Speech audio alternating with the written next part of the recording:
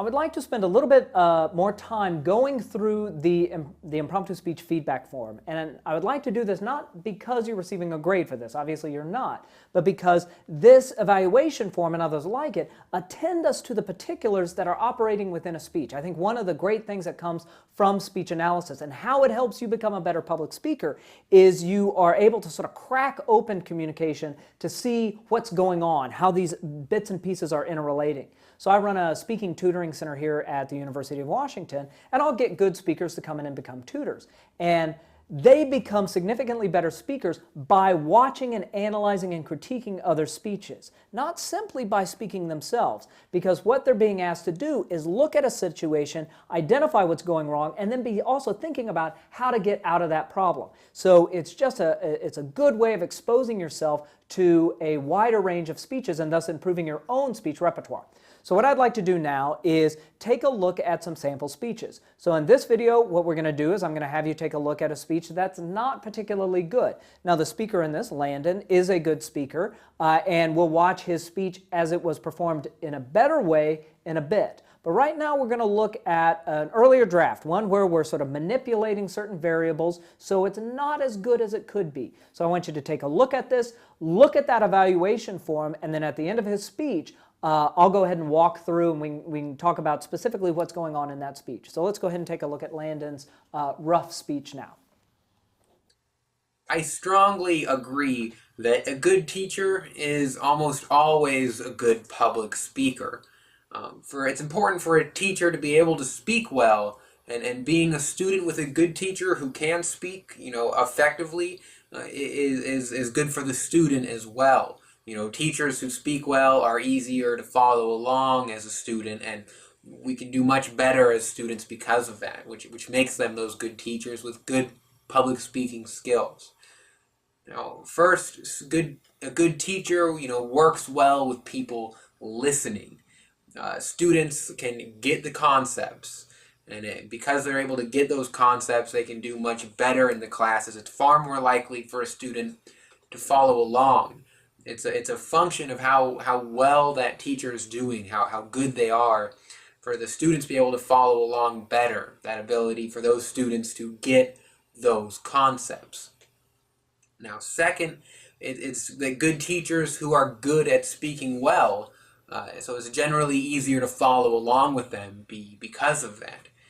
Your excellent teachers out there are the ones that are easy to take notes from, and kind of on the flip side of all of that is that your bad teachers in a lot of cases are harder to take notes from. And so when you come back and look at it as a student, you're just not as likely to do well in those classes where you have those teachers who simply aren't as good at public speaking.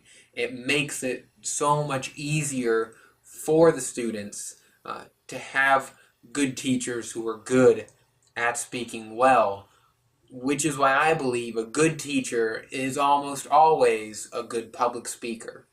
In watching that, I think one thing that really stands out is there's some significant arrangement and support issues there, some problems there. So if we move, I've got my flow here, if we move from top to bottom, right, we're starting off in that introduction. Teachers typically are good at public speaking, right? That's clear enough, and he's probably because he's signaling it as this is the prompt that I pulled.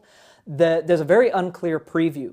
And in fact, there's a fair bit of circular reasoning and circular talk in that introduction before he jumps into that first main point. So then we get into the first main point, which, as far as we can best tell, is phrased as teachers work well with people listening. Good public speakers work well with people listening.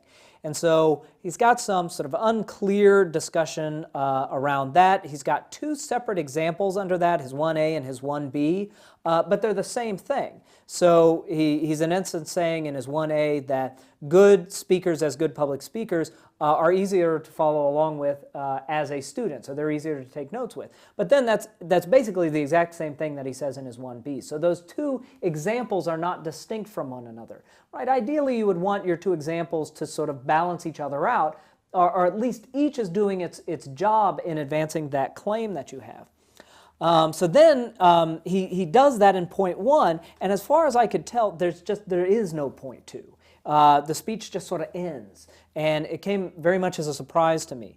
And the delivery needed to deliver the chunks, the main points, the subpoints, those pieces of evidence as chunks. They needed to have sort of a cohesiveness to them. And they were very much sort of spread out. So overall, there wasn't this sense of, oh, we're in 1A right now, and now we're moving over to 1B. Instead, it was just this sort of big mass of talk.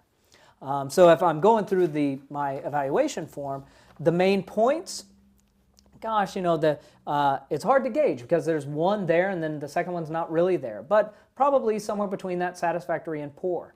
The support, yeah, that's pretty poor. There's not a lot of independent support there. The examples that we do have are the same, and they're very vaguely discussed. There's not a lot of context and detail to them. Arrangement, well, I knew kind of when he shifted from his 1A to his 1B, but we didn't have a limited resource. I knew when he was in his point 1.